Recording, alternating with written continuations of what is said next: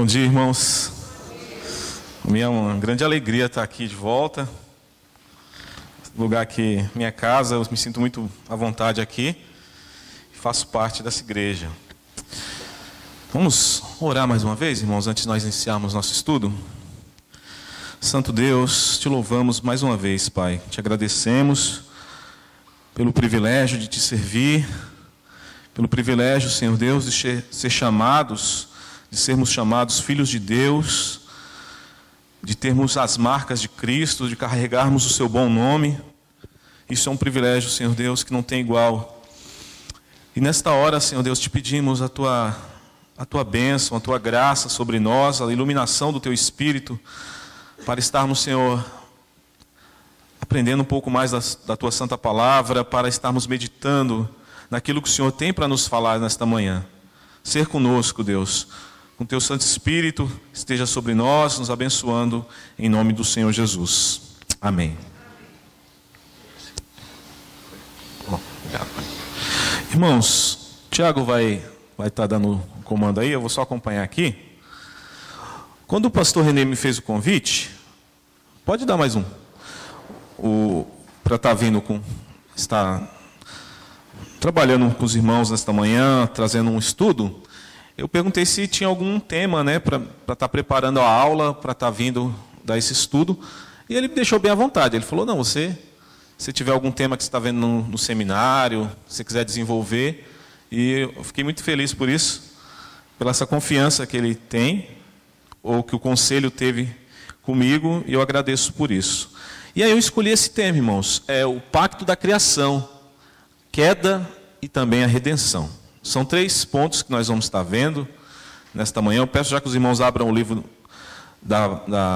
de Gênesis, que é o nosso livro base, que é onde Deus faz o pacto da criação e também onde ocorre a queda e, por fim, uma palavra de esperança, que é a palavra da redenção do nosso Deus. Então, Gênesis 2, nós vamos ler do versículo 7 ao 15.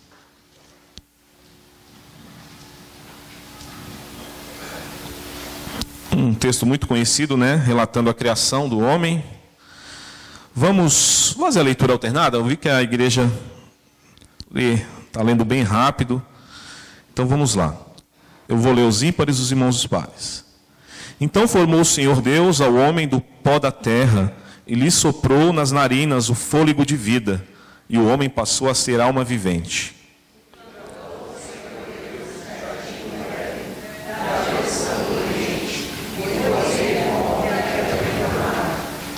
Do solo fez o Senhor Deus brotar toda sorte de árvores agradáveis à vista e boas para alimento, e também a árvore da vida no meio do jardim, e a árvore do conhecimento do bem e do mal.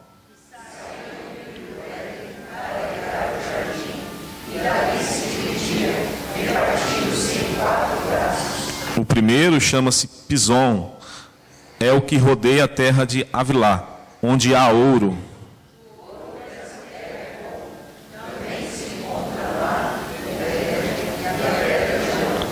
O segundo rio chama-se Gion, é o que circunda a terra de Cush.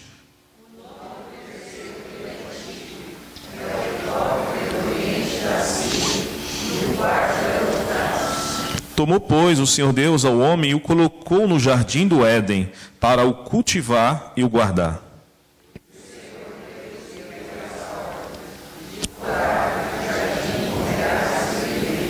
Mas da árvore do conhecimento do bem e do mal não comerás, porque no dia em que dela comeres, certamente morrerás.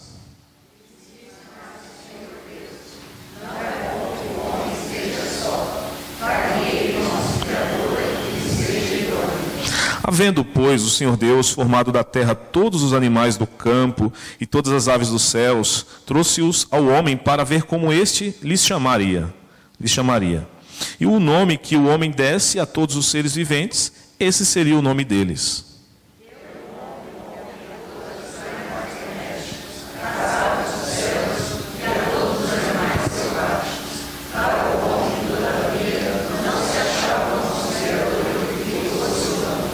Então o Senhor Deus fez cair pesado sono sobre o homem, e este adormeceu, tomou uma das suas costelas e fechou o lugar com carne.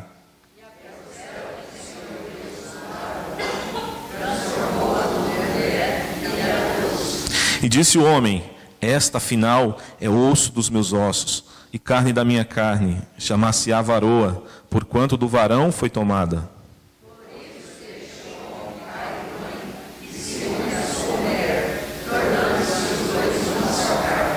Ora, um e outro, o homem e sua mulher, estavam nus e não se envergonhavam.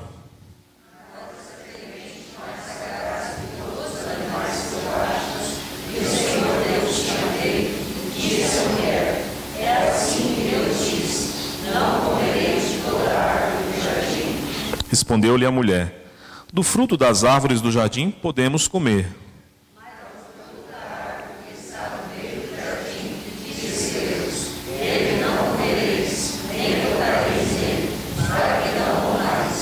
Então a serpente disse à mulher: é certo que não morrereis.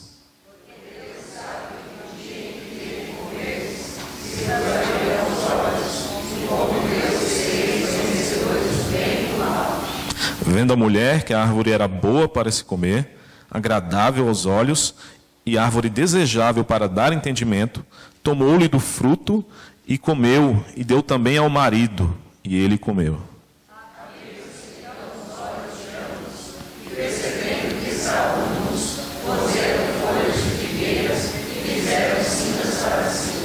Quando ouviram a voz do Senhor Deus, que andava no jardim pela viração do dia, esconderam-se da presença do Senhor Deus, o homem e sua mulher, por entre as árvores do jardim.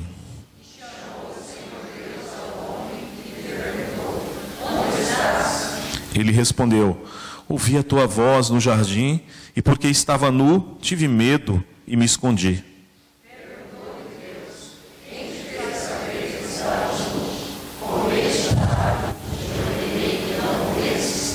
Então disse o homem: a mulher que me deste por esposa, ela me deu da árvore e eu comi.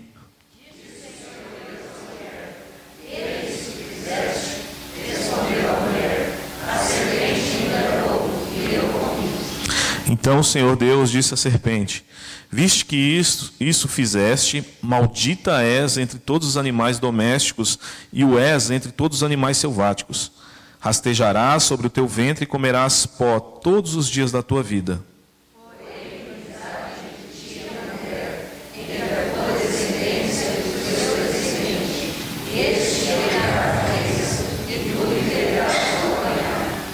Vou estender só mais um pouco, irmãos.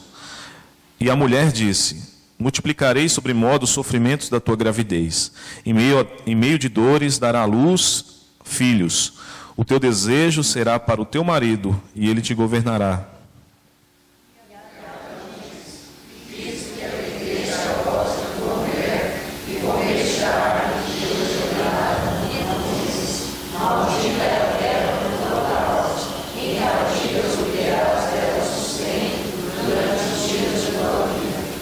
Até aí. Então aqui está o relato, um pouco longo, mas necessário para nós entendermos a questão do pacto que Deus fez com o homem no Éden, a autoridade que Deus deu para Adão, em especial, né, como o representante federal da criação, e também a tragédia da queda, as consequências, né, as maldições que Deus lança, e também a promessa da semente da mulher, que é a promessa da redenção. Então nós vamos estar girando o estudo em torno disso. Peço o Tiago está passando, e aí vocês vão acompanhando aí. Então nós temos aqui o pacto, ou alguns chamam de aliança, né, da criação. O pacto se refere ao vínculo de vida, bondade e amor que Deus estabeleceu entre si mesmo e Adão e Eva. Então a primeira coisa que nós devemos saber é que Deus, Ele que propõe o pacto. O pacto ele é proposto sempre pelo superior, nunca pelo inferior. Todos os pactos que nós vemos na Bíblia, ele parte do superior. Então Deus, ele estabelece os termos. Deus estabelece o modo como será feito o pacto e as suas consequências se esse pacto for quebrado. Então a primeira coisa que nós percebemos. Outra coisa, o Antigo Testamento, irmãos, ele refere-se ao pacto da criação, no qual Adão e Eva eram figuras centrais, tá? Mas que envolveu toda a criação de Deus. Então vamos deixar claro aqui. Deus cria todas as coisas em 6 dias, então ele cria o homem à sua imagem e semelhança. Coisa que ele não fez com nenhum dos animais, nada do que ele tinha criado. Então, o homem ele é uma criação especial de Deus. Ele carrega a imagem do Criador. Por isso, Deus chama Adão e dá responsabilidades para ele. O coloca como o representante. Ele deveria cuidar de toda a criação de Deus. Então, uma grande responsabilidade estava sobre Adão. E também Eva depois foi criada depois para auxiliá-lo nessa tarefa. De ser o representante do Senhor em meio a toda a sua criação, que era muito boa. Né? Nós lemos Gênesis, Deus cria os astros, cria os animais, cria os vegetais, cria tudo, e ele vai falando, viu que Deus que era muito bom, viu Deus que era bom, viu Deus que era bom. Então a criação de Deus era perfeita, havia perfeita harmonia, e o homem, ele tinha essa responsabilidade que Deus colocou sobre eles. E toda a criação reconhece essa responsabilidade que estava no homem. Né? Os animais, todos eles. Então, seguindo um pouquinho, ao criar o homem à sua imagem e semelhança, Deus estabeleceu um relacionamento único entre ele e a sua criação. Então, o relacionamento que Deus tinha com Adão e com Eva era totalmente diferente do relacionamento que ele tinha com o restante da criação. Então, também há privilégios no pacto. O pacto não é só de responsabilidades, mas ele também tem muitos privilégios. Nós vamos estar vendo aqui no próximo slide. Qual que eram as partes da aliança que Deus coloca? Vamos lá, privilégios e responsabilidades. Vamos primeiro ver os privilégios. Quais eram os privilégios que Deus coloca? E serem está escrito errado ali, irmãos. Primeiro, privilégio, serem os únicos, né, o homem e a mulher foram os únicos feitos à imagem e semelhança de Deus. Isso aqui é maravilhoso. Deus não faz nenhuma outra criação dessa forma. Apenas o homem e a mulher portam a imagem de Deus. Tá? Então isso é um grande privilégio. Segundo, possuírem, né, o homem e a mulher possuíam posições de liderança e domínio. O Van Groningen, que é desse livro aqui, um dos livros que eu consultei para fazer essa aula, Criação e Consumação, ele vai dizer que o homem e a mulher eles eram vice-gerentes da criação. Deus é o supremo, né, gerente de toda a sua criação, é Ele que cria, Ele que sustenta, Ele que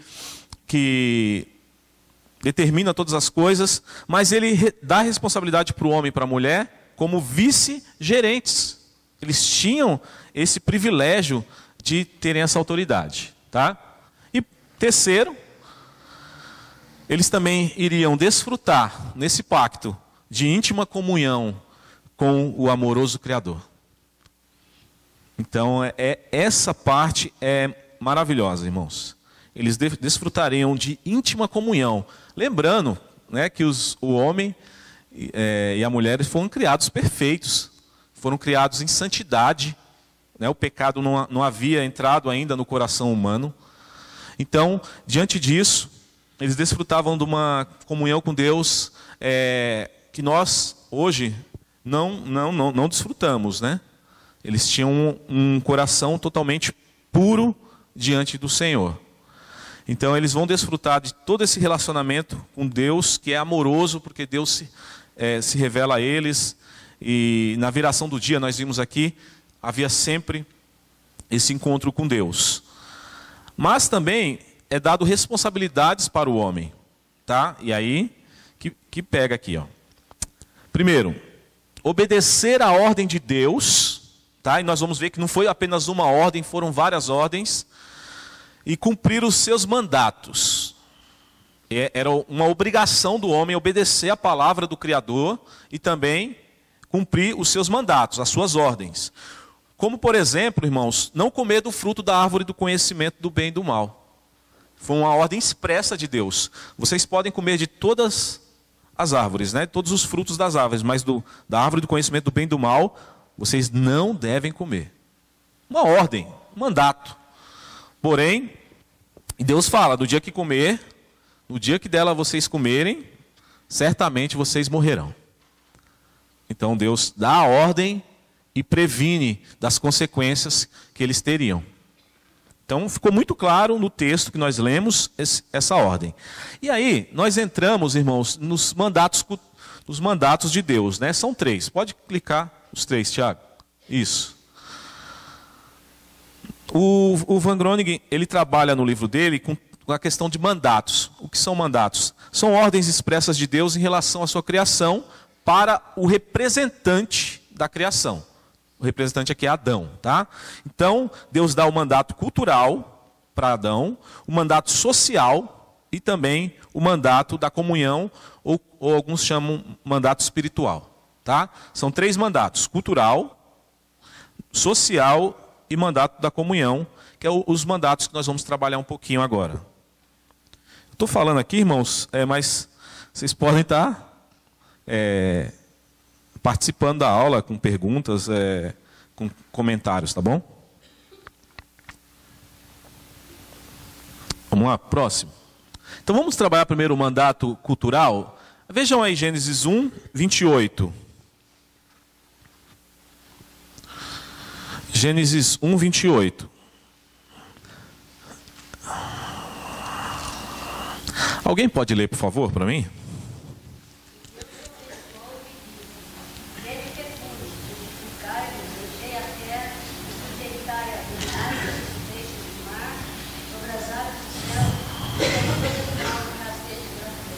Ok. O ponto aqui do versículo 28 que nós vamos destacar é quando Deus dá ordem para Adão de sujeitar a terra e dominar sobre ela. Esse é o mandato cultural. Adão deveria, como o vice-gerente de Deus, dominar toda a criação. Então fica claro o mandato cultural de Deus. A sua responsabilidade é dominar tudo. Sujeitai a criação, dominai sobre a terra, sobre os animais, sobre as aves. E aí Deus vai falando sobre todas as coisas, né? Os peixes do mar, todos os animais criados por Deus no Éden, tanto os domésticos quanto os selváticos, eles estavam debaixo da autoridade do homem. Adão era o representante de Deus no domínio, na sujeição. Então nós temos aqui o mandato cultural, né? E aí é interessante, né? O mandato cultural ele tem a ver com trabalho, tá? O Palmer Robson, que é desse livrinho aqui, ele esteve aí no Brasil ano passado. Ele vai trabalhar os mesmos mandatos que o Van Groningen trabalha, só que ele vai mudar os nomes, né? Em vez de mandato cultural, ele vai falar do trabalho, tá? Mas é a mesma coisa. O pensamento é o mesmo dos dois. São reformados, são aliancistas. E o trabalho é fundamental no Éden.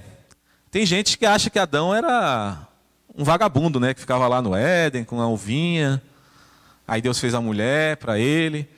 Mas não, Adão tinha muito trabalho para fazer. E era bom, né? Primeiro, a questão de dominar, a questão de cuidar. E tinha várias outras coisas que nós vamos ver aqui. O Tiago já passou todos já, né? Vamos lá. O homem deveria governar. Primeiro, governar, não é coisa fácil de fazer. Desenvolver e preservar a criação de Deus. Olha que responsabilidade Adão tinha. Governar, desenvolver e preservar a criação. Segundo, a ordenança divina do trabalho é um privilégio e uma responsabilidade. Ao mesmo tempo que é um privilégio, você servir a Deus, também é uma responsabilidade. Gênesis 2,15, irmãos. Quem encontrar aí, leia, por favor.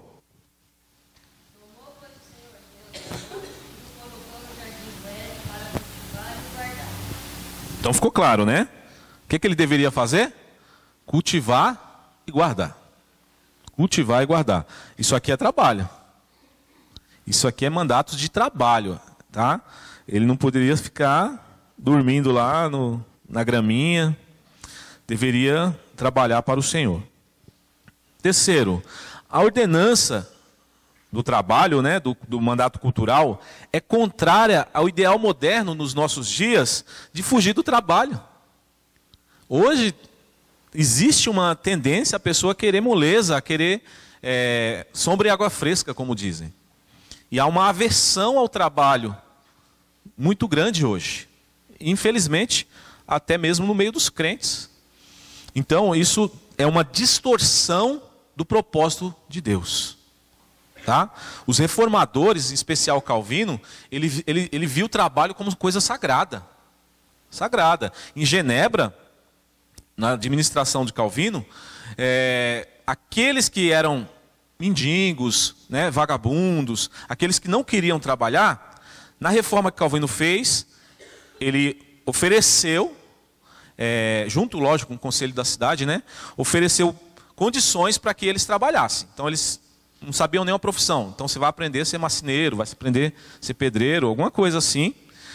E dentro de um prazo, de um tempo, para que eles se adaptassem à vida da cidade e que trabalhassem. Não podia ter vagabundo na cidade. E aqueles que não se adaptavam, queriam ficar no ócio, né, eles eram expulsos da cidade. Então, medidas radicais até, que o reformador tomou. Porém, entendendo que o trabalho é sagrado e que é um mandato de Deus, é um mandato cultural que o Senhor nos dá. Tá bom? Então, o trabalho é visto dessa forma. E esse pensamento de Calvino, ele era diferente do pensamento católico medieval, que o antecede, na qual os padres ensinavam que Deus determinou que uns homens trabalhassem, né, aquela sociedade dividida, né, estratificada. O servo, né, aquele plebeu lá deveria trabalhar para sustentar as duas camadas superiores, que eram os padres, a religião, a igreja, que eles deveriam só orar, e deveriam também trabalhar para sustentar os nobres, que eram os cavaleiros, né, a família real, etc. Então, eles entendiam isso, que o trabalho não era muito digno, deveria ser feito pela ralé, deveria ser feito pela plebe. Esse era o pensamento medieval, tá bom? Os reformadores, eles vêm totalmente com a mudança geral. Falou, não, o trabalho é um mandato de Deus. Aí eles usam aquele texto de Paulo, né, que nós vamos ver. 2 Tessalonicenses 3, 7 ao 10. Abram lá, irmãos. É importantíssimo esse texto. Quem quiser, grife aí. Aqueles que não são muito afeitos ao trabalho, grifem, meditem. E Deus leva muito a sério essas coisas. 2 Tessalonicenses 3, 7 ao 10. O irmão pode ler, por favor? O que está escrito? Pois vós mesmos estáis cientes do modo que vos convém estar, visto que nunca vos portamos desordenadamente de vós, nem jamais comemos pão a custo de outro. Pelo contrário, em namoro e fadiga, de noite e de dia, trabalhamos a fim de não sermos pesados a nenhum de vós. Não porque não tivéssemos esse direito, mas por termos em vista oferecer-vos exemplo de nós mesmos, para vos servirmos. E quando ainda convosco ordenamos isso, se alguém não quer trabalhar, também não coma. Então, irmãos, o apóstolo Paulo, ele deixa claro aqui o princípio do trabalho, né? Ele fala que deixou claro para a igreja de Tessalônica que aqueles que não quiserem trabalhar, também não coma. É uma palavra dura que Paulo dá aqui para os irmãos. Mas Paulo, ele não tem um argumento vazio, ele tem um argumento reforçado com o seu exemplo. Paulo, ele fala assim, ó, vocês sabem da forma que eu e os demais que comigo estavam, nos portamos diante de vocês, trabalhando com as nossas mãos, para não ser pesado para vocês, para não ser pesado para a igreja. E aí ele vai dizer que eles deram um exemplo que os irmãos de Tessalônica deveriam imitar o exemplo deles, trabalhando para que as coisas ficassem ordenadas. Então, irmãos, é um princípio bíblico, tá? Muito claro nas escrituras do Antigo e do Novo Testamento, que vai totalmente contra aquela ideia brasileira, né?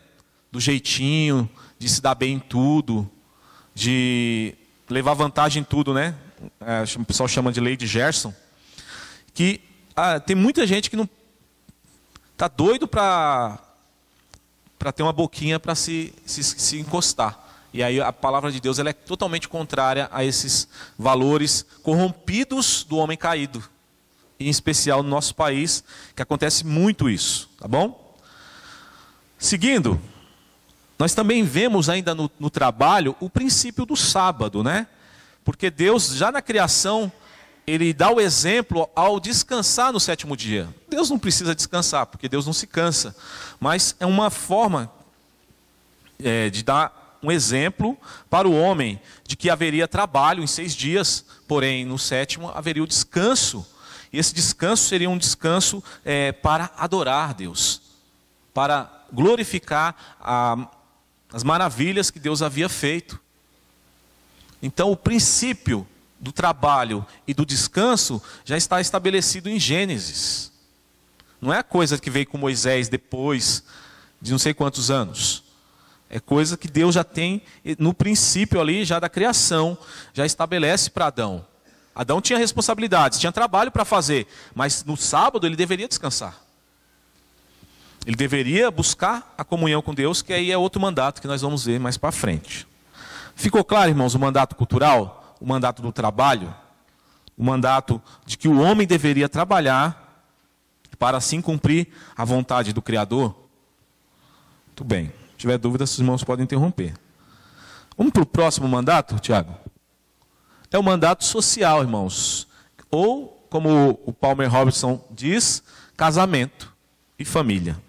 Vejam aí Gênesis 2:18. Vamos...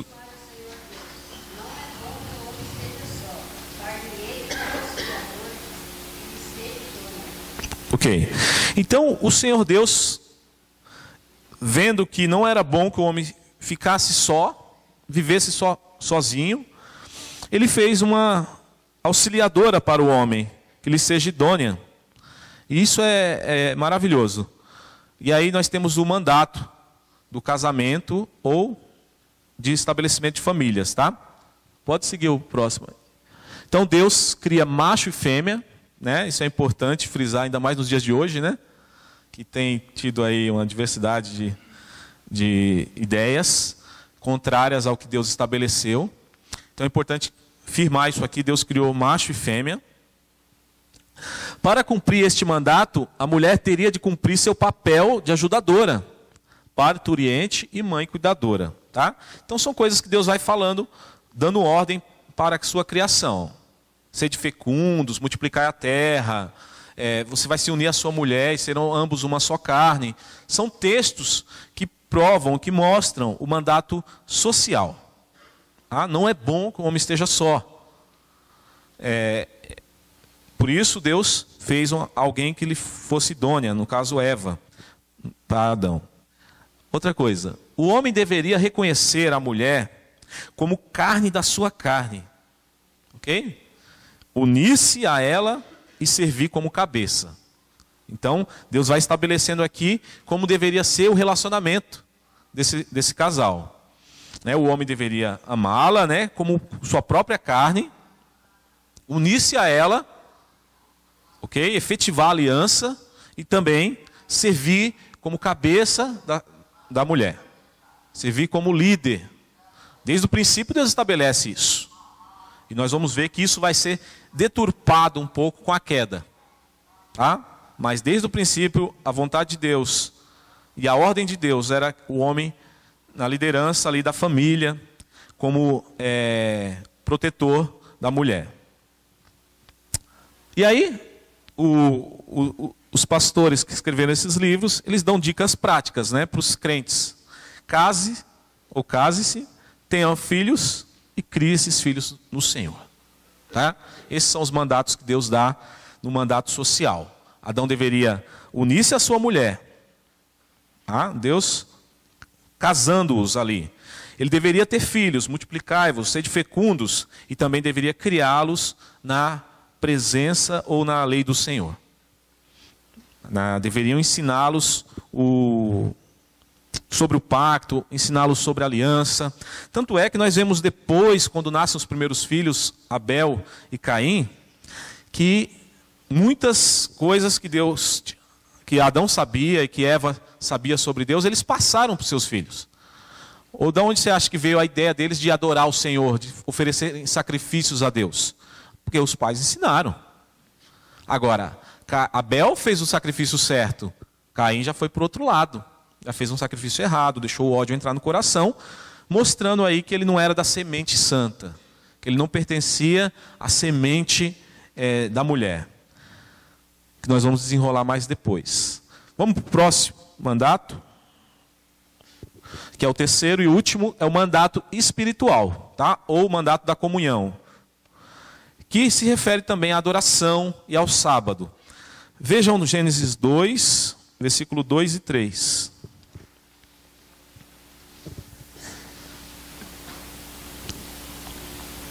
E havendo Deus terminado o dia 7, descansou nesse dia de toda a sua obra que tinha feito. E abençoou Deus o dia 7 e o santificou, porque ele descansou de toda a obra que como Criador fizera. Ok, então Deus descansa no sétimo dia, e no versículo 3 é dito que Deus abençoou esse dia. Um dia abençoado, e também santificou esse dia. Um dia especial. E Adão recebeu essas lições. Ele recebeu essa ordem de Deus. Olha, o dia sétimo é um dia abençoado. É um dia santo.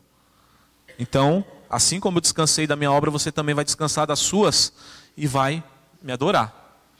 O mandato espiritual, ele está muito implícito aqui nesse texto, tá? Então Deus, pode passar, Tiago, mais um, isso. Deus pretendeu que o homem e a mulher permanecessem em um relacionamento íntimo com Ele. Deus vai dando as diretrizes, né? Olha, vocês devem fazer isso, devem fazer aquilo. E aí Deus vai dando as diretrizes, mostrando assim que o relacionamento que ele tinha com Adão era muito íntimo. Ele queria desfrutar desse relacionamento com a sua criação. Pode passar. No caso do sábado, neste dia de descanso, ele e o homem não iriam dirigir a atenção para o trabalho, mas um para o outro.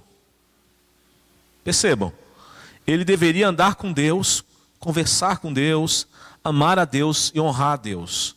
Honrar de várias formas, cumprindo as suas ordens, servindo, buscando, adorando, amando a Deus. Então Deus estabelece o princípio aqui, que hoje, o sábado cristão é o domingo, no qual nós temos na nossa confissão a ideia do dia do Senhor, que foi mudado após a ressurreição de Cristo, para o primeiro dia da semana. Um dia que todos os cristãos de todo o mundo devem deixar suas obras, deixar os seus afazeres diários, que são ordens de Deus. Você deve cuidar mesmo, você deve trabalhar, mas que nesse dia você deve se dedicar apenas a Deus, ao Senhor, ao seu trabalho, às obras de misericórdia. Então, é um princípio que está estabelecido desde a criação lá no Éden. Desde a criação do homem, desde a criação do mundo, e que não deve ser ignorado por nós hoje. Não deve ser ignorado. Qualquer dia é o dia do Senhor, qualquer dia eu adoro. Para mim não tem isso. Eu já vi muita crente falar isso. Mas, e o princípio que Deus estabeleceu? Então, irmãos, é lógico, não é? Na sociedade de hoje existe muitas deturpações, muitas dificuldades para se cumprir essa ordem. Porém, é uma ordem que os reformados procuraram com zelo cumprirem.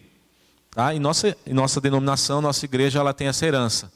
A herança reformada, a herança dos puritanos, a herança dos irmãos que fizeram um trabalho assim fantástico com o ensinamento bíblico.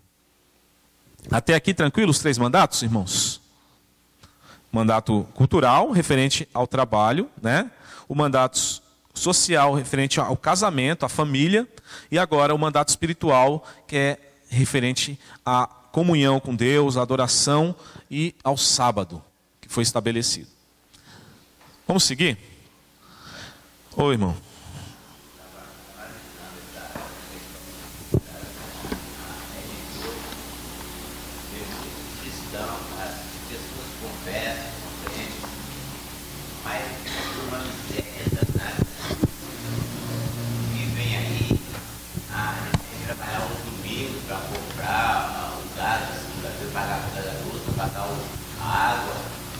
Eu ouvi alguém dizer, eu tenho que trabalhar porque eu tenho que fazer tal coisa.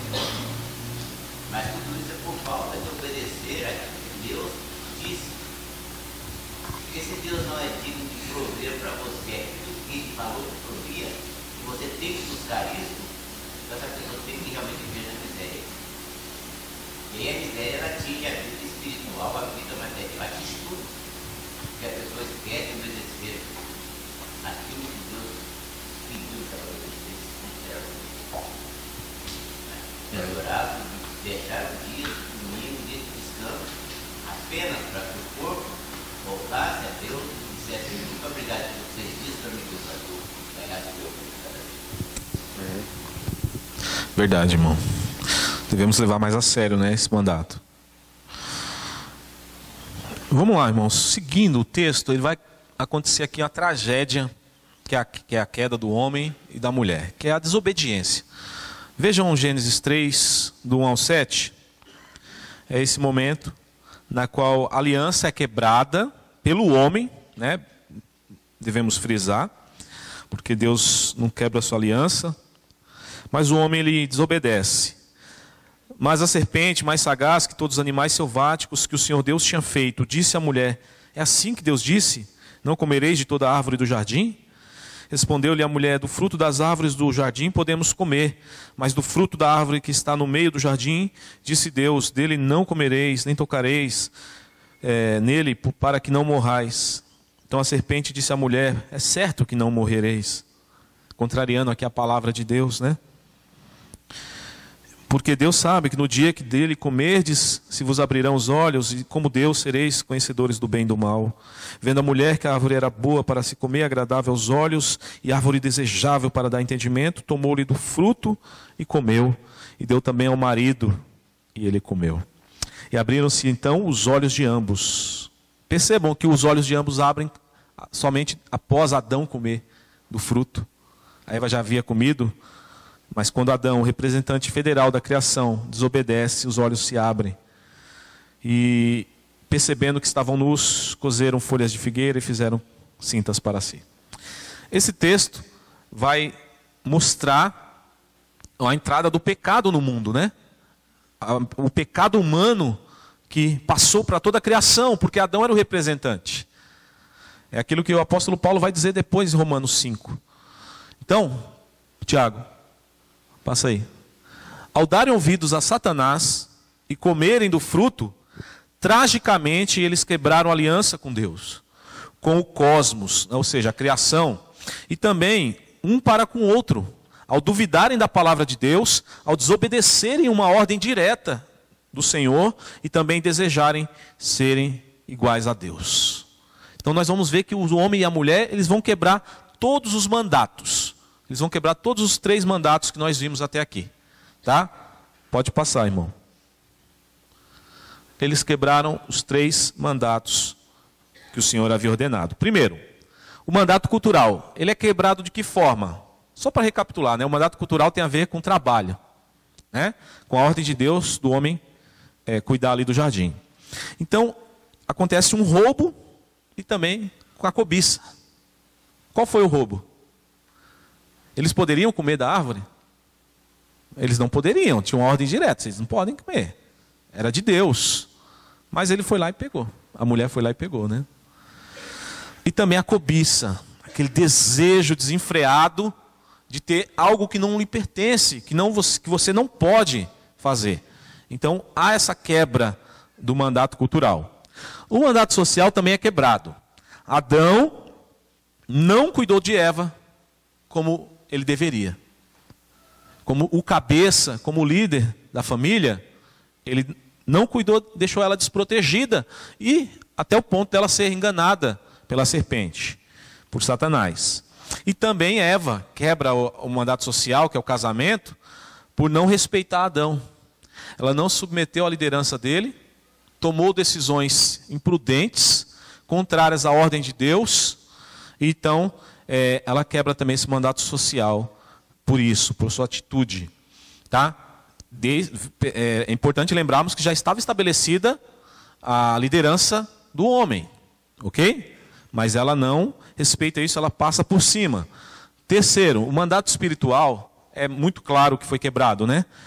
Ocorre desobediência a Deus, a quebra do mandamento, né? Desobedece uma ordem de Deus, desconfiança que Satanás planta no coração da mulher. É certo que vocês não morrerão. E aí a mulher duvida da ordem que Deus deu. A mulher deixa a desconfiança entrar no seu coração. E também desejo de ser igual a Deus. Isso aqui é soberba. É o pecado de Satanás. É o que Paulo fala. O pecado de Satanás é o orgulho. Foi o desejo de ser igual a Deus. E também a incredulidade, irmãos. A incredulidade, ou seja, eles não se firmaram na verdade de Deus. Não se firmaram na palavra do Senhor. Então eles deixam a incredulidade entrar também no coração. Seguindo, as consequências ocorrem. Os juízos de Deus, por causa da quebra da sua palavra, com algumas maldições, mas também ela nos revela a bênção de Deus. Isso é fundamental nós entendermos. O nosso Deus, ele é um Deus amoroso, um Deus que não descartou a sua criação, apesar da criação ter desobedecido e quebrado a aliança. Vamos lá. Elementos de maldição e bênção encontram-se na mensagem do Senhor. Nós vamos ver os juízos de Deus. Servindo assim para unir de maneira inseparável a aliança da criação, que ele já havia estabelecido, com a aliança da redenção, que se cumpriria em Cristo. Ok? Deus, ele estabelece uma aliança que vai culminar, ou seja, o seu ápice, o seu glamour vai ser na redenção, quando Cristo fala, está consumado. Ali é feita uma aliança de sangue, em Cristo Jesus, nosso Senhor. Porém, irmãos, é importante eu frisar que Deus ele tem apenas uma aliança com o seu povo.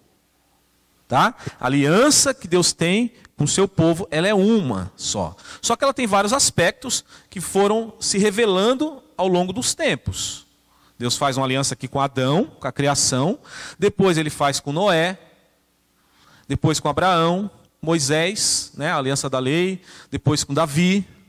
E por fim com Cristo, a nova aliança. Só que todas essas alianças, elas são uma só. Só que Deus vai se revelando progressivamente aspectos dessa aliança. Mas entendemos, né, os reformados entendem que é apenas uma aliança. Por isso nós somos aliancistas. Só que, por exemplo, aspectos da aliança mudam.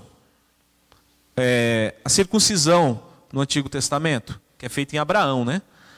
Essa circuncisão, ela passa, que era a forma de entrar-se na aliança com Deus, de você ser parte do povo de Deus, hoje é o batismo.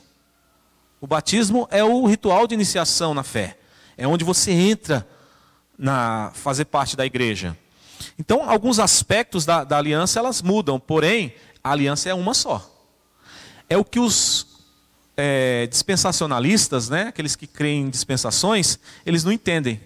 Eles não entendem que Deus é o Deus de uma única aliança, mas eles entendem assim. Não, Deus fez a dispensação da lei com Moisés. Então, a dispensação da lei, Deus deu uma ordem, o povo quebrou, acabou a aliança. Então Deus teve que fazer uma nova aliança com Davi, e aí depois quebrou, Deus teve que fazer uma nova aliança com Cristo. E essa interpretação, ela é errada porque ela traz alguns prejuízos para a fé. Vou citar um exemplo, que é como se Deus ficasse remendando as suas alianças, né? Deus fica remendando as suas alianças, e também ela não considera alguns aspectos do Antigo Testamento. Para eles, o Antigo Testamento não tem mais alguns valores, né? Sendo que Cristo disse que ele não veio abrogar a lei, ele veio cumprir. E que nenhum tio ou um i seria tirado da lei sem que tudo se cumpra. Então, nós entendemos, né, os aliancistas entendem que Deus, ele é o Deus de aliança, é o Deus do pacto, é o Cristo dos pactos, porém, esses pactos eles vão sendo firmados com representantes espirituais, né, da semente santa, até vir o representante perfeito, que é Jesus Cristo. E ele, como representante perfeito, ele cumpre toda a lei, ele cumpre todas as exigências de Deus, e se sacrifica em nosso lugar, sendo assim o nosso eterno mediador entre Deus e os homens. Então é maravilhoso. A história dos pactos, a história da redenção é fantástica. É por isso que eu aconselho os irmãos que se aprofundem nesse tema e comprem esses livros, quem puder. Porque é muito interessante. Seguindo, nós vamos ver aqui um pouco os juízos, ou seja, a palavra que Deus determinou para cada um dos envolvidos na queda, cada um dos envolvidos na quebra da aliança. Primeiro a serpente, né? Gênesis 3,14. Deixem Gênesis 3 aberto, irmãos, e acompanhe aí a palavra de Deus, os juízos de Deus. Gênesis 3,14 diz: Então o Senhor Deus disse à serpente: Visto que isso fizeste, maldita és entre todos os animais domésticos e o és entre todos os animais selváticos. Rastejarás sobre o teu ventre e comerás pó todos os dias da tua vida. Então o animal aqui, a serpente, ela recebe essa maldição. Tá? Nós devemos entender que Deus está falando com o animal, com a serpente. Depois ele vai mudar a figura aqui. Vocês vão ver que Deus está falando com o animal primeiro, mas depois ele fala para o Satanás, que usou o animal. Então, inicialmente, Deus dirige a palavra à serpente, por ela ter sido um instrumento de Satanás. Ok? Então ela recebe uma severa punição de Deus.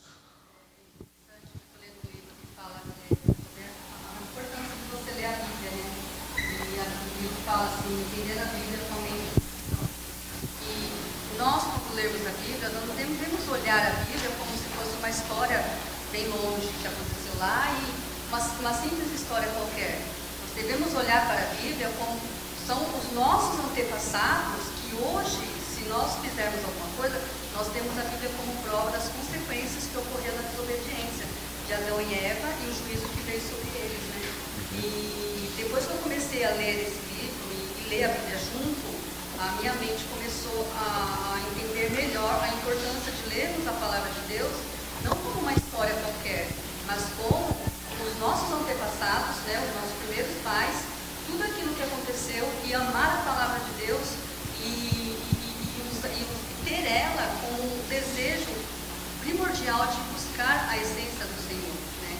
E isso tem me trazido muito no meu coração um desejo maior de buscar mais a palavra de Deus, ter mais vontade de conhecer o que as Escrituras têm a nos ensinar. Maravilha. Isso mesmo. Irmãos, a serpente então ela recebe essa palavra de punição, de maldição de Deus. E é uma maldição humilhante, né? E essa maldição humilhante, ela simboliza a derrota final de Satanás. Ok? É uma maldição para o animal, mas porém, ela representa também a vitória do povo de Deus sobre o inimigo, sobre o seu arqui-inimigo. Agora, vamos ver a palavra de Deus a Satanás. Está lá em Gênesis 3,15, é o próximo versículo. Deus diz: porém inimizade entre ti e a mulher. Percebam que Deus ele estava falando com o animal, mas aí ele começa a dizer algo assim que vai além de uma palavra para um animal. Ele diz assim, ó: porém inimizade entre ti e a mulher, entre tua descendência e os seus descendentes. Este te ferirá a cabeça e tu lhe ferirás o calcanhar. Nós entendemos que isso aqui é o chamado proto-evangelho, né? Pode passar, Tiago. Então Deus toma a iniciativa de colocar inimizade entre Satanás e a mulher. É Deus que inicia isso. Ou seja, aquela relação que ela estava tendo com a serpente, que levou a pecar, é quebrada aqui. Deus fala, vou colocar inimizade entre vocês. Não vai ter mais essas conversas que levam ao pecado. Então, é um ponto importante saber que parte de Deus o colocar essa inimizade. Vemos também o chamado proto-evangelho nessa parte, que na semente da mulher que esmagará a semente da serpente, é uma clara, irmãos, alusão a Cristo. Isso aqui está muito claro nas revelações que nós temos no Novo Testamento. Lá em Apocalipse vai falar que Satanás é a antiga serpente, o dragão, a antiga serpente. Então vai se referir a ele como o culpado aí por levar a mulher a pecar. Então ele teria uma morte, teria a sua derrota, representando aqui pelo esmagamento da sua cabeça, ainda que ele iria ferir o representante da mulher. Terceiro, nenhuma palavra de bênção é dirigida a Satanás. Ele e permanece encerrado na maldição de Deus. Tá? Não há nenhuma esperança de uma redenção para Satanás. Deus encerrou ele debaixo de uma maldição. E ainda com as revelações do Apocalipse e do Novo Testamento, nós sabemos o fim dele, que vai ser no lago de fogo e enxofre. Ok? Então, não há redenção para ele. E é interessante que até o professor colocou na aula, o reverendo Dario, que para a serpente também. Porque lá em Isaías, Deus está falando do novos céus, da nova terra, na qual o leão comerá palha como boi, estará com o homem ali, a criação vai ser restaurada, mas a serpente ela continuar rastejando, vai continuar comendo pó. Então é uma palavra de Deus dura e que não há nenhuma alusão a arrependimento. Não existe que Satanás se arrepender, essa ideia, Tem pessoas que querem redimir até o diabo, Porém, a Bíblia não diz nada sobre isso, ao contrário, condena-o para sempre, de acordo com a palavra do Senhor. Tá? Mas também Deus dá uma palavra para mulher. Vejam aí, Gênesis 3,16. A palavra para a mulher é a seguinte: e a mulher disse, multiplicarei sobremodo os sofrimentos da tua gravidez, em meio de dores dará à luz filhos. O teu desejo será para o teu marido e ele te governará. Então, para a mulher, inclui uma maldição, que nós vamos ver aqui, e também uma bênção, Qual que é a bênção? Vamos ver a bênção primeiro. A bênção é que ela terá filhos. Primeira coisa, Deus havia dado o mandato, para a mulher de ter filhos, e Deus não tira esse privilégio que as mulheres têm. Deus não tira essa bênção. Ele fala, não, você terá filhos, mas terá em meio a dores. Então, o fato de ter filhos, entra em conflito e entrará em conflito com a semente de Satanás. Tá? Haveria uma guerra entre as duas sementes. Coisa que nós vemos claramente, se você continuar lendo Gênesis, nos dias antigos. Quando os filhos de Deus viram as filhas dos homens e se casaram com elas e misturaram as sementes. E aí houve uma corrupção tão grande que Deus entrou com o juízo do dilúvio. Tá? Tem gente que quer interpretar que eram os anjos que tiveram filhos com as mulheres. Não. Nós entendemos que era a semente do homem, da mulher, que é a semente santa, com a semente de Satanás. Próximo. Deus dá uma maldição, que é a multiplicação do sofrimento na hora do parto, na concepção de filhos. Ok? Quem é mãe aí sabe aí o que é essa dor. Quem teve, principalmente de forma normal. Ser mãe num ambiente também corrompido e o desejo dela será para o marido. Vamos trabalhar um pouquinho isso aqui. A dor que a mulher sentiria não seria somente no ato do parto ali, mas seria também o sofrimento que viria depois. Ela daria um filho numa terra caída, numa terra que foi maldita por Deus. Maldita é a terra por tua causa. E nesse ambiente hostil, corrompido, a mulher teria filhos. Então, vejam como Eva iria sofrer para criar esses filhos, né? Nós vemos logo no início, um dos filhos mata o outro. Só para ter começo de conversa. Então, esse sofrimento que ela teria não seria apenas físico, mas seria também aquele sofrimento que a mãe tem para criar os filhos. Porque agora o ambiente estava totalmente deturpado, não havia mais harmonia, não havia mais aquela presença santa e bendita de Deus na criação. Agora tudo iria sair do controle por causa do pecado. E aí Deus fala, você vai ter dores com seus filhos. E aqui a questão do desejo para o marido, Deus apenas está regulando algo que foi desfeito quando ela tomou a frente. Deus está falando, não, o seu desejo será para o seu marido. Não é que isso aqui é uma maldição, né? Tem gente que interpreta, mas Deus já havia dito. Deus já havia estabelecido o princípio da liderança do homem, e aí a mulher, ela se desvia desse princípio, tomando a frente, conversando com Satanás e caindo em pecado. E ainda conduzindo o seu marido a pecar também. Então Deus aqui está regulando a situação. Não, o seu desejo tem que voltar para cá, o seu marido. Sim. Sim. O que Paulo vai trabalhar depois em Efésios, né? Paulo vai trabalhar bastante esse ponto. Aqui no caso, a mulher, ela voltaria para o princípio ordenado por Deus. Sabe o que Deus está fazendo aqui? Restabelecendo o casamento. Porque Adão falou, a mulher que tu me destes aí, me levou a pecar. Ele estava errado de todo? Não. Ela de fato levou a pecar, mas ele também não teve a sua autoridade ali exercida.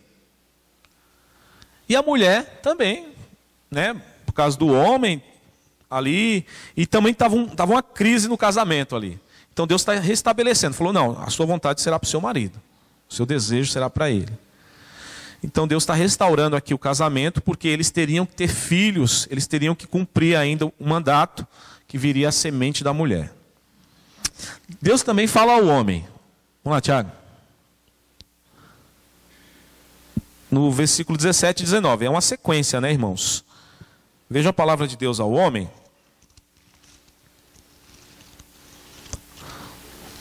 Deus diz, e a Adão disse, visto que atendeste à voz da tua mulher, não era para ele ouvir a voz da mulher, mas ele ouviu, e comeste da árvore que eu te ordenara não comesses, maldita é a terra por tua causa.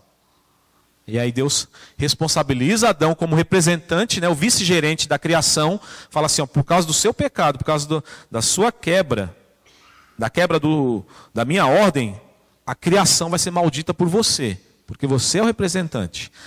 Aí a gente pensa, né, o pecado, ele passou de Adão para toda a humanidade, né? Acho que todo mundo entende isso. Paulo fala, assim como por um só homem entrou o pecado no mundo, por um só homem, né, veio a salvação, que é Cristo, comparando os dois. Mas a terra também foi amaldiçoada por causa de Adão. E aí entra a criação, a natureza, entra os animais, né, os vegetais, todas as coisas. Foi maldita por causa de Adão. E ele fala, em fadigas obterás dela o sustento durante os dias da tua vida.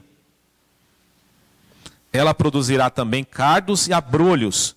Tu comerás a erva do campo. No suor do teu rosto comerás o teu pão, até que torneis a terra, pois dela foste formado, porque tu és pó, e ao pó tornarás. Aqui é a questão da morte, né? O homem morreria agora. Então vamos lá. Adão, a palavra de Deus, Adão, contém também uma bênção e uma maldição. A bênção é que ele continuaria comendo pão. O sustento, a vida seria provido por Deus. Porém, a maldição é que ele teria muita dificuldade para conseguir esse alimento. No suor do teu rosto comerá o pão. O esforço do homem será desfigurado pelo trabalho excessivo. Agora ele teria que trabalhar muito se desgastar ao extremo para conseguir tirar alguma coisa dessa terra que foi maldita. Deus já havia dito isso para ele. E também a questão da morte, né? O homem morreria, ele voltaria ao pó por causa da desobediência, cumprindo assim a palavra de Deus, que certamente morrereis. A maldição, irmãos, tem gente que pensa que é o trabalho, né? O trabalho, se não fosse Adão, nós estaríamos de boa aqui. Mas o trabalho não é uma maldição, porque nós vimos que Deus já tinha ordenado o trabalho para ele trabalhava bastante. Porém, a maldição aqui é o excesso de trabalho. É a questão da excessiva exigência, né, para que a terra produza. Então ele teria que trabalhar muito, teria que trabalhar uma terra totalmente hostil, corrompida, para ter o seu sustento. Ok? Seguindo, para a reta final aqui, tá, irmãos? Por causa do horário. Redenção final em Cristo. Aí nós vamos ver a parte da redenção. É importante, irmão, nós lemos Romanos 5, 18 e 19. Eu peço que os irmãos abram lá, para nós entendermos um pouquinho o pacto redentivo de Deus, que é a restauração, né, de todas as coisas, toda essa tragédia que nós vimos aqui na queda. Acharam? Romanos 5, 18 e 19 diz: pois assim como por uma só ofensa veio o juízo sobre todos os homens para a condenação, assim também por um só ato de justiça veio a graça sobre todos os homens para a justificação que dá vida. Porque como pela desobediência de um só homem, muitos se tornaram pecadores, assim também, por meio da obediência de um só, muitos se tornarão justos. Glória a Deus por Cristo, irmãos. Cristo, ele desfaz essa maldição, esse pecado que entrou em todos os homens, em toda a humanidade, que passou de forma hereditária para todos nós. Ela é desfeita em Cristo, né? Que Paulo chama de segundo Adão, porque Cristo, ele teve um ato de justiça, assim como Adão teve um ato de desobediência. E isso gerou consequências. Mas o ato de justiça de Cristo gerou consequências também e para a vida eterna. Então, o paralelo é fantástico entre Cristo e Adão. Adão é um tipo de Cristo. Ok? Adão é um tipo de Cristo. Só que Adão falhou como representante federal da raça humana. Então, da criação, né? O fim da maldição na terra, no mesmo livro de Romanos, se você for um pouquinho mais para frente, Deus vai redimir a terra. Há uma promessa. Romanos 8, do 18 ao 23, vejam aí.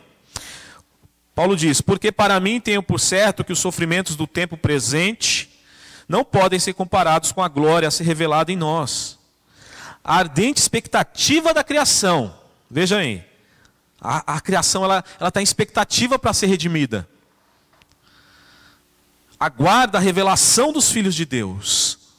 Aguarda aquele momento que Deus irá consumar todas as coisas e fará uma nova criação. Pois a criação está sujeita à vaidade, não voluntariamente, mas por causa daquele que a sujeitou, na esperança de que a própria criação será redimida do cativeiro, da corrupção, para a liberdade e da glória dos filhos de Deus. Paulo, ele trabalha essa questão da maldição que Deus lançou sobre a terra no Gênesis, por causa do homem, e a redenção em Cristo da criação também. Haverá uma redenção também do homem, ok? Em Adão recebemos pecado, sofrimento e imperfeição. Mas em Cristo nós herdamos justiça e perfeição. Ainda que nós somos imperfeitos, somos injustos. Mas pelos méritos de Cristo, pelo pacto que Cristo fez na cruz, nós temos essa perfeição e essa justiça em Cristo. Nós somos justificados em Cristo. Por isso, irmãos, que devemos dar maior importância para a ceia do Senhor, porque é o momento em que nós estamos renovando o pacto com Cristo. Fala: Senhor, eu pertenço a essa aliança, eu fui redimido, eu reconheço o teu sacrifício remidor, eu reconheço que o Senhor fez na cruz. haverá também uma consumação gloriosa, né? Uma consumação gloriosa aguarda aqueles que creem no Filho de Deus. Ou seja, eu e você, haverá ainda uma consumação gloriosa. Nós estamos caminhando para a glorificação. Nosso corpo será transformado, segundo Paulo fala em 1 Coríntios 15. Essa consumação que os filhos de Deus aguardam está coroado de glória e honra. E Jesus está coroado de glória e honra, sentado à destra de Deus, e todas as coisas lhes estão sujeitas. É o que Hebreus 2, versículo 8 e 9 diz. Jesus havia dito, né? Toda autoridade me foi dada nos céus e na terra. Toda autoridade, nos céus e na terra. Ele agora é o representante das nossas almas, né? Das nossas vidas. E Jesus, ele tem todo o poder e está à destra de Deus, o Pai. Só para terminar, irmãos, a conclusão. Primeiro, o relacionamento de Deus não terminou com o pecado do homem. Deus não, a partir do momento que Adão e Eva pecaram, Deus não exterminou a humanidade, ou Deus deixou eles no seu próprio pecado. Deus poderia fazer isso, porque eles desobedeceram, eles mereciam a punição. Mas não, irmãos, a maravilha do caráter gracioso do Criador manifesta-se imediatamente após a queda. Logo após a queda, Deus entra, procura o homem, né? O homem se esconde, mas Deus os acha ali, e Deus já faz a promessa da redenção para eles. Já fala para a mulher que a semente dela esmagaria a cabeça de Satanás. Então nós vemos o caráter gracioso do Senhor, nosso Deus. E também a luta amarga entre a semente da mulher e a semente da serpente terminará com a vitória para a semente da mulher. É o que a Bíblia nos afirma. Não haverá possibilidade da semente da mulher perder. Não há essa possibilidade. A vitória é garantida pela palavra de Deus. Então haverá essa vitória para a semente da mulher, para o Messias, Jesus Cristo, e também para os regenerados, eu e você, que temos fé nele, que obedecemos e servimos a Yahvé, o nosso Senhor. Que Deus, irmãos, nos abençoe a afirmarmos a nossa vida nesse pacto e reconhecemos que Deus Ele é muito bom em ter mandado Jesus Cristo para morrer por nós, sendo nós ainda pecadores. Tá? Eu termino por aqui esse estudo. Espero que os irmãos tenham sido edificados com essa palavra do pacto e da redenção. E aí eu abro. Se alguém tiver alguma colocação, alguma pergunta, fiquem à vontade, irmãos. O presbítero Eliseu.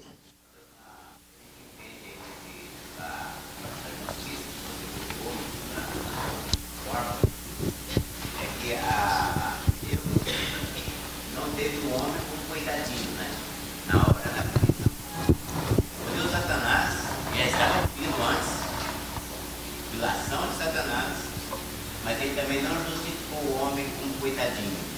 Deu ao homem a devida punição que ele merecia. Isso aqui a palavra nos diz, ela é tratada até hoje. Ela é tratada até hoje. Nós, quando desobedecemos a Deus, somos punidos por aquilo do nosso Pai que nos ama, que nos disciplina.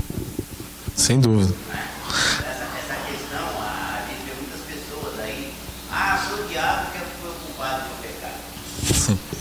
Não é. Ele dá uma ajuda, né? Ele dá aquela força. Agora, na hora que eu consumar, o homem é responsável pela sua vida. o homem é responsável. Sim. E o fato de Deus disciplinar os seus filhos é visto na Bíblia como uma prova de amor. Deus acho que o autor dos Hebreus fala: se vocês estão sendo disciplinados, é uma evidência que vocês são filhos do Pai, porque o Pai disciplina quem ama. De outra sorte, vocês seriam bastardos, vocês não seriam filhos legítimos. Então, irmãos, é isso, tá certinho. Deus, ele pune, né, o homem. Porém, essa punição é para a vida, no caso dos eleitos. Quer? Irmão. A questão foi ventilada aqui, a questão de algumas pessoas trabalharem no dia do Senhor. É uma questão muito melindrosa e uma Delicada, né? delicada, porque nós temos entre nós muitas pessoas que trabalham devido ao horário de trabalho. Ser miserável. Não pode ser miserável ou dependente do seu trabalho. Entendeu? Ele tem esse, quando foi feito um contrato de trabalho, isso é isso. Entendeu? Então é uma questão, quando é ventilado essa questão, é uma questão muito melindrosa. Né? Uma questão que fere algumas pessoas quando é ventilado essa questão do dia do Senhor. Posteriormente, foi ventilado muitas vezes isso aqui. Então é uma questão assim, quando é ventilado isso aqui, seria uma exceção. Sim. Irmão, o irmão... Que a pessoa não faça isso por não saber. Sim. Não, Não, boa colocação do senhor. E isso é muito discutido, né? A gente estava até discutindo esses dias num seminário que teve lá no JMC, a questão, né, se... Primeiro, eu procurei colocar o princípio que Deus estabelece. Isso aí é palavra de Deus, não tem como juzgar. Agora, devido à nossa sociedade, isso é deturpado, né? Aí, quer que você trabalhe sábado, quer que você trabalhe domingo, se deixar... Então tem profissões que é complicado, né? Profissão, por exemplo, policial, tem escala, enfermeiro, né? Tem profissões que é muito complicado mesmo, nós sabemos disso, e que são obras de misericórdia, né? Seu filho passar mal no domingo, você não vai levá-lo no hospital? Alguém vai ter que atender. Então, nós não podemos ser hipócritas nesse ponto. A nossa confissão diz que há obras de misericórdia, né? Há obras de misericórdia que essas devem serem feitas no dia do Senhor também. Ok? Agora, o que nós devemos procurar amadurecer na nossa mente se você tem a opção de, por exemplo, fechar seu comércio no dia do Senhor, e aquilo, ainda que venha lhe trazer algum prejuízo financeiro, mas que não venha a ser crucial para o seu sustento, abra mão, irmão. É isso que tem que ter essa consciência. Nós devemos ter essa consciência. Se eu posso guardar o dia do Senhor de forma bíblica, eu devo me esforçar para fazer isso. Agora, lógico que nós sabemos que tem exceções de pessoas que estão até presas nesse sistema e que devem orar a Deus para ter uma solução. Porque não é fácil mesmo, eu entendo. Quando eu disse que a questão das pessoas, quando elas trabalham, uma jornada de trabalho de segunda a sexta ou segunda a sábado, o domingo, aí ela pega um serviço para poder... Então, é os bicos, né, que falam. Chamado bico, né? Agora, eu digo assim, por exemplo, eu trabalho com prestação de serviço. Se eu dei a minha palavra que amanhã cedo eu vou entregar um serviço, se eu dei a minha palavra que eu entrego, eu sou obrigado a cumprir com essa palavra. Eu sou obrigado. Né? Porque a palavra de Deus diz, a palavra do pessoal tem que ser sim, sim, e não, não. Passa a ser procedência maligna. Né? Pelo menos você trabalha com pessoas que não conhecem a Cristo, que não têm esse conhecimento. Né? Agora, quando eu faço isso por ganância, é pecado. Né? Quando eu faço isso porque eu acho que eu tenho que aproveitar o dia para me construir a casa do vizinho, peguei essa obra para fazer e tenho que cumprir. Aí está errado. Se o dia do Senhor é o dia que eu posso guardar e dizer para o Senhor. Tudo bem, irmãos? Cada um, então, tenha bem estabelecido o princípio do Senhor, né? O princípio que Deus nos dá. E aí vai da responsabilidade cristã, né? Cada um coloque no seu coração aquilo que, de fato, ele pode e não pode fazer no dia do Senhor. O Douglas pediu a palavra?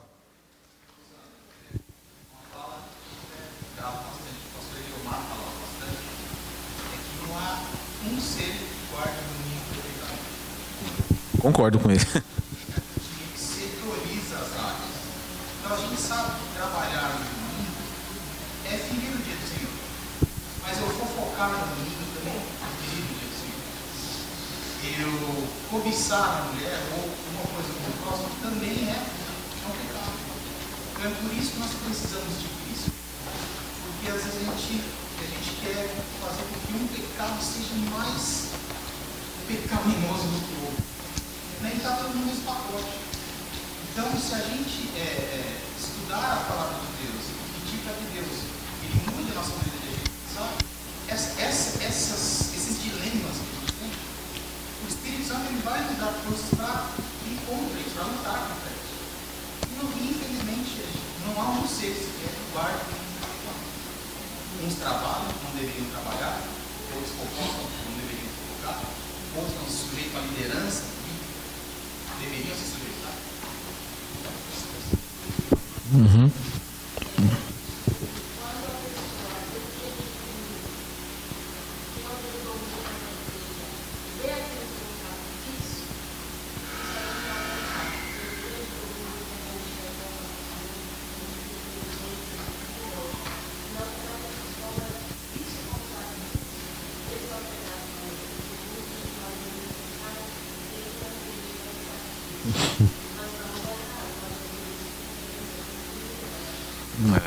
Serviu o Senhor com alegria, né?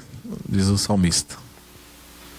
Mais alguém, irmãos? Podemos orar? Ah, uma mãozinha ali. Fala, Daniel.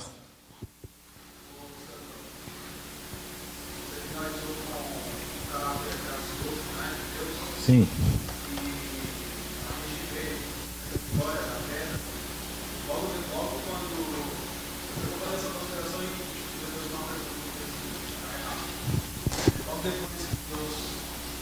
Amaldiçoa, né? Ele lança os castigos pela desobediência.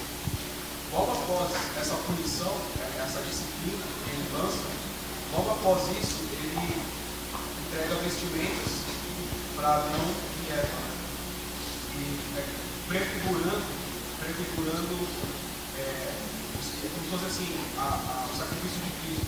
Porque para ele pegar uma vestimenta de pele, ele teve que matar um animal, fazer o sacrifício de um animal e pegar a pele desse animal para vestir Adão e para vestir Eva. Uhum. Esse caráter dele, para estabelecer o relacionamento dele com Adão e Eva. E a pergunta é, ele lança a promessa que a identidade que ele lança na serpente com a mulher, ele fala que esmagaria-se a cabeça da serpente, que é aquele que vai esmagar a cabeça da serpente.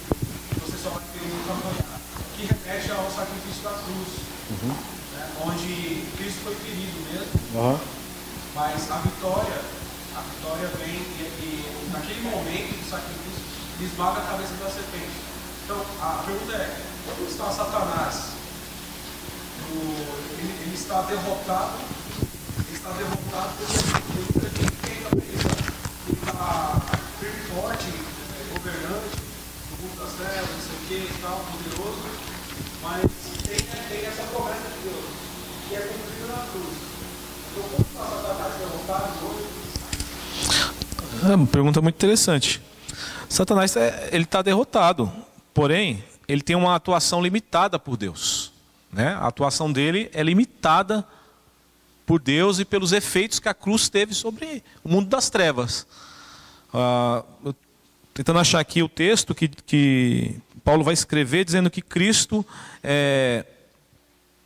ele desfez, né, a obra. Ele veio para desfazer as obras de Satanás e os humilhou, né, publicamente, os cravando na cruz. Então, existe esse texto, eu não estou achando agora aqui, mas é uma das cartas de Paulo, fala que Cristo ele venceu realmente todas as forças das trevas e o próprio Cristo falou que ele desatou o valente, né? Se o valente não fosse desatado, não poderia ter acontecido o que ocorreu. Então, respondendo uma forma rápida assim para você, Satanás, ele tem uma atuação ainda, ok? Ele não está preso no sentido de que não está fazendo mais nada. Ele não foi condenado ao inferno, ao lago de fogo ainda. Isso vai acontecer. Vocês lembram que os demônios falavam? Senhor, viesse nos atormentar antes do tempo? Então, haverá o tempo em que, de fato, todas as hostes do mal serão julgadas e condenadas à eternidade em sofrimento. Porém, eles têm uma atuação ainda permitida por Deus, mas bem limitada, tá? Porque Cristo, ele já nos deu a vitória. Cristo nos deu autoridade sobre os espíritos malignos. Ele diz, toda a autoridade me foi dada, então ide por todo mundo, pregar evangelhos, expulsar demônios. Ele deu essa autoridade para os cristãos, para os seus discípulos. Então, ele sabe que o momento dele está próximo, né, da condenação eterna. Então ele é um inimigo derrotado, que tem uma atuação limitada, mas que ainda atua na vida dos homens, na vida das nações. Mais alguém, irmãos? Podemos encerrar? Vamos colocar de pé para orarmos?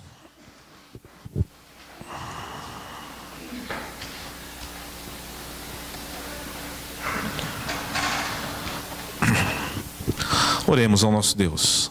Senhor, nós te louvamos mais uma vez, te agradecemos, Pai, pela bênção de Cristo Jesus em nossas vidas, por Ele, Senhor Deus, como nosso representante, como nosso Senhor, nosso Salvador, que se ofereceu para ser morto, para pagar o preço pelos nossos pecados, para nos redimir, Senhor, desfazendo tudo aquilo que o primeiro homem fez, que nos trouxe.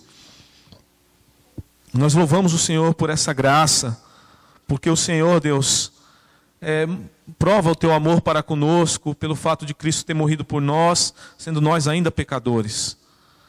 E nós reconhecemos essa graça nesta manhã, no dia do Senhor. Reconhecemos, Pai, que o Senhor é o nosso Deus, e que o Senhor nos conduz para esse dia glorioso, no qual tudo será feito de forma redentiva, todas as coisas serão novas para a glória do Senhor.